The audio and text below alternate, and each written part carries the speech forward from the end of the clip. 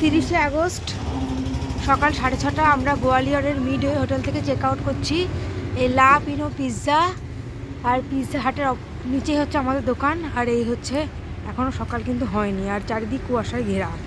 আমরা হোটেল থেকে check out করছি। ডিডি মল ফুলবাগানের পাশেই আমাদের এই হোটেল, একদম ডিডি মলের পাশে হোটেল মিডওয়ে। মেক মাই ট্রিপ থেকে বুক করা হয়েছিল। আমরা পৌঁছে গেছি 7:50-এ গোয়ালিয়র জংশন স্টেশনের 1 নম্বর প্ল্যাটফর্মে। এখানেই আমাদের চম্বল এক্সপ্রেস দেবে, গোয়ালিয়র জংশন হাওড়া চম্বল এক্সপ্রেস। এই হলো টিকিট কাউন্টার গোয়ালিয়রের। আমরা পৌঁছে গিয়েছি গোয়ালিয়র জংশন স্টেশনের 1 নম্বর প্ল্যাটফর্মে, আর আমরা এখানে 10 টাকা চা খাচ্ছি। এই হলো আমাদের লাগেজ, সংযুক্তাদি, রঞ্জিতা, আমু। আর এই 1 নম্বর প্ল্যাটফর্মে এখন দাঁড়িয়ে রয়েছে MGR Chennai central new Delhi 126-21 express. এই 1 নম্বর প্ল্যাটফর্মে আমাদের ট্রেন আসবে, কিন্তু এখনো আসেনি, তাই জন্য আমরা ওয়েট করছি। এই হলো সকাল 7:10-এর গোয়ালিয়র জংশন স্টেশনের বাইরে প্রচুর অটো, পুলিশ সব পাওয়া যাবে। গোয়ালিয়র প্ল্যাটফর্মে এন্ট্রি করার এই হচ্ছে অবস্থা, অনেক লোকজন বসে আছে।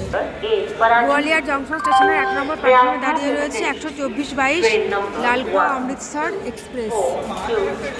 আমাদের train 121-76 Gwalior junction Howrah Chambal express দিয়ে দিয়েছে গোয়ালিয়র জংশন স্টেশনের 1 নম্বর প্ল্যাটফর্মে। আর এই হলো আমার সিট পড়েছে S5-এ, seat number 20, 121-76 Chambal express. Train ছাড়া টাইমও হয়ে গিয়েছে। এই হলো আমার সিট নাম্বার 20। চারু কেক খাচ্ছে। ট্রেন ছাড়ার পর সকাল 8:30টায় প্যান্ট্রি কার থেকে সিঙ্গারা কিনে ব্যাগে থাকা মুড়ি ভুজিয়া দিয়েই ব্রেকফাস্ট করেছিলাম। ডিসেম্বরের 30 তারিখ হওয়ায় গোয়ালিয়রে সেই দিন এতটাই কুয়াশা ছিল যে ট্রেন থেকে 10 হাত দূরের দৃশ্যও দেখা যাচ্ছিল না। কুয়াশা থাকার কারণে প্রায় 2 ঘন্টা লেট করে সকাল 8:30টার জায়গায় 10:30টার সময় ট্রেন তার যাত্রাপথের দ্বিতীয় স্টেশন দাতিয়াতে প্রবেশ করেছিল। এরপর রোদ ওঠায় লেট কিছুটা কভার করে 9:10-এর জায়গায় 10:40 1.5 ঘন্টা লেট করে ট্রেন প্রবেশ করেছিল ভিজিএল ঝাঁসি জংশন স্টেশনে।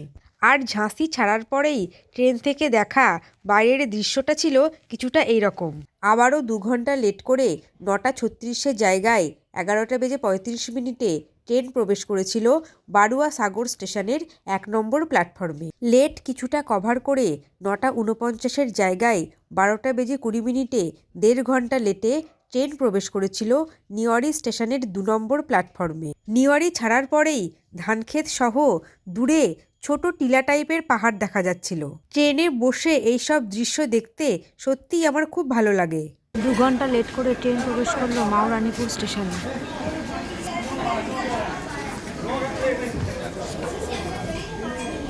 এরপর ট্রেন থেকে 10 টাকা দিয়ে পপকর্ন কিনে নিয়েছিলাম।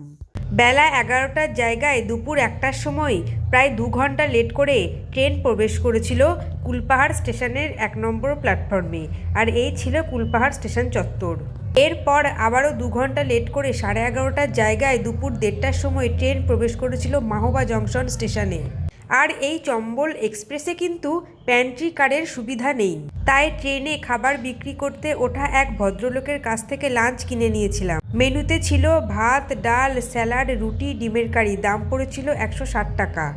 আবারও 2 ঘন্টা 15 মিনিট লেট করে 1:30টার জায়গায় দুপুর 3:45 ট্রেন প্রবেশ করেছিল চিত্রকূট ধাম কার্ভি স্টেশনে। আর এই স্টেশন ছাড়ার পরেই ট্রেন থেকে দেখা বাইরের প্রাকৃতিক দৃশ্যটা ছিল কিছুটা এইরকম।